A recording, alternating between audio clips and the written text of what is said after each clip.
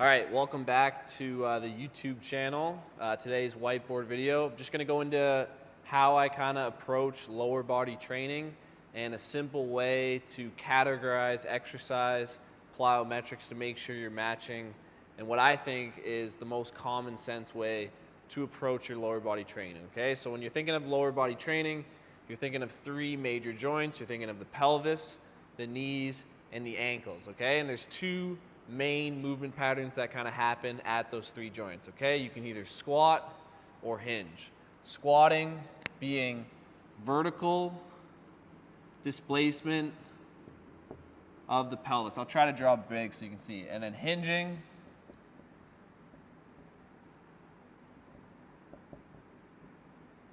being horizontal displacement. So just a quick little, here's the shoulder, here's the hip, here's the knee, here's the ankle. In the squat, the knee comes forward, the ankle flexes, and the hips come straight down.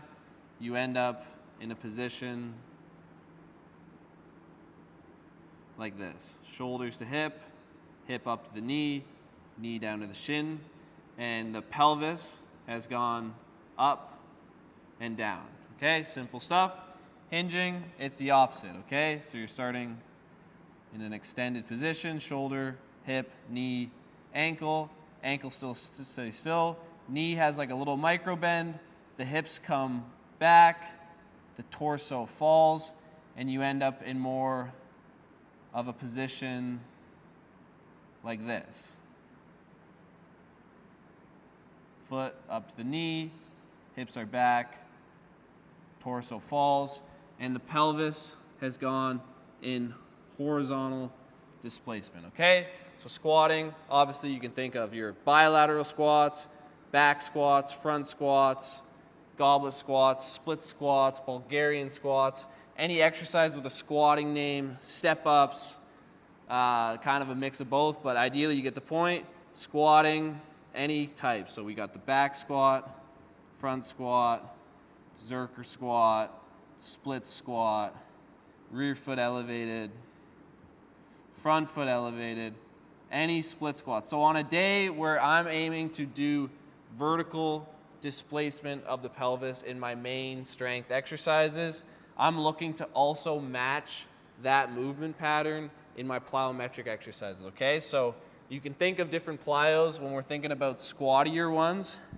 You're thinking about depth jumps, repeat jumps, box jumps,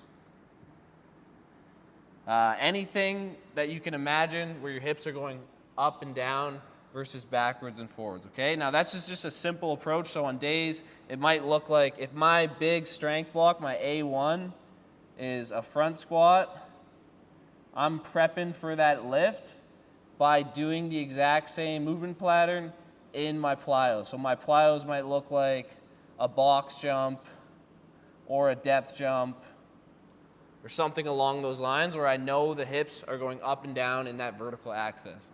Whereas hinging, you're thinking more trap bar, deadlift variations, RDLs, lateral lunges, anything where the hips are going backwards in that horizontal movement pattern. So I'm going to also pair that plyo section with more horizontal displacement of the pelvis. So you can think broad jumps, okay? Bounding. Any skips for distance.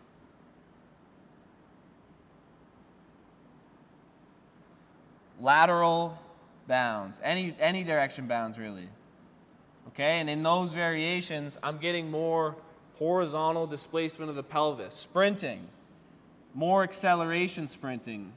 I mean, sprinting you can do on any day. It really lights up, as you guys know, really gets the nervous system going, but more acceleration patterns with sleds or resisted sprints, I find typically get you more warmed up for this style of workout. You could add in top end speed, more longer sprints for the squatting, but essentially, this is a simple way. If you're going to have 2 lower body sessions a week, I would recommend focusing more on a squat day where the force being applied is more in that vertical axis, whether it's in your main strength exercise or in your plyometric jump exercises, and a day where I'm hinging, which is going to be more posterior dominant versus anterior side dominant.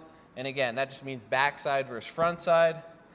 If you're deadlifting, try to pair that deadlift day with more jumps for distance, so broad jumps, bounding, sprinting, anything like that, okay? So it's a really simple black and white way of looking at how the hips move and how the center of mass is moving in different exercises. On squatting days, I want to jump for height.